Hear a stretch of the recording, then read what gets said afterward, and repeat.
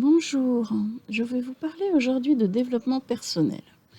Pourquoi je veux parler du développement personnel? Parce qu'il est important pour moi que le développement personnel se fasse dans un climat de bienveillance, d'auto-bienveillance, même si, évidemment, si vous êtes accompagné, il doit aussi y avoir la bienveillance de l'accompagnant, mais d'auto-bienveillance, en tout cas pour vous-même, de détente et de confiance. Pour moi, le développement personnel, ce n'est pas un chemin d'effort et de violence. C'est un chemin d'acceptation. Notre vie est jalonnée d'épreuves, de difficultés qui nous permettent d'avancer dans notre plus grande compréhension du monde, dans notre plus grande détente face à la vie.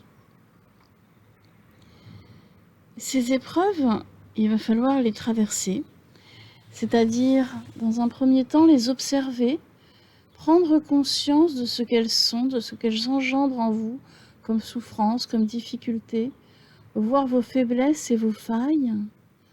Il va falloir accepter que vous soyez un être avec des faiblesses, des failles, des souffrances, et pas un être parfait, en pleine santé, en pleine détente. Et puis, dans un dernier temps, il faudra oser une nouvelle relation avec vous-même, oser le changement, oser l'inconnu, et cela engendre de la peur. Tout au long du processus, vous rencontrerez la peur, peut-être la tristesse, toutes les émotions risquent d'arriver. C'est un chemin qui est difficile. Il ne faut pas se le cacher en disant que la transformation de soi est facile. Sinon, c'est qu'elle reste extérieure. Si la transformation est intérieure, alors elle est difficile. Parce qu'elle remet en cause des choses auxquelles vous teniez, des choses que vous teniez pour sûres. Et donc, ça va vraiment ébranler ce que vous êtes. Pour cela, pour traverser cette épreuve, je crois que l'auto-bienveillance est essentielle. Si vous êtes tout le temps dans le jugement de vous-même, vous fermez la porte au développement personnel. Vous vous rangez dans une case de coupable, de pas comme il faut.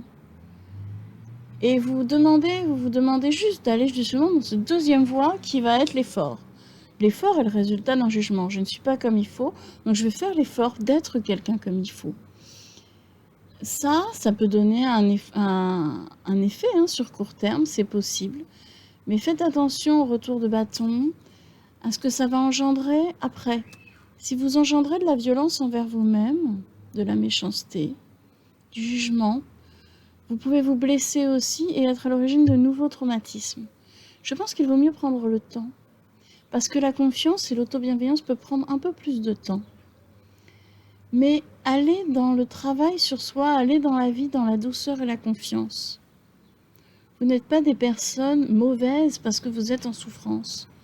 Vous êtes des bonnes personnes qui travaillaient sur le chemin de la vie, qui œuvraient pour construire avec la vie votre chemin, votre épanouissement et l'épanouissement de la vie. Pour cela, il faut être détendu. On ne peut rien faire, rien créer, rien transformer si l'être, le corps, ne sont pas détendus. Alors, je vous en parlerai plus fortement dans la vidéo qui suit sur la détente en médecine chinoise, qui nous parle combien la détente, c'est une circulation d'énergie et que si l'énergie ne circule pas, tout est bloqué. Et donc, évidemment, si tout est bloqué, le changement personnel ne se fait pas. Observez d'ailleurs que la nuit, quand vous dormez, souvent vous avez des réponses à vos questions. Pourquoi? Parce que vous n'êtes plus dans cet état de tension de la journée en ayant 1000 choses à faire. Vous êtes simplement là, le corps détendu, inerte, et votre esprit peut vagabonder et trouver des solutions.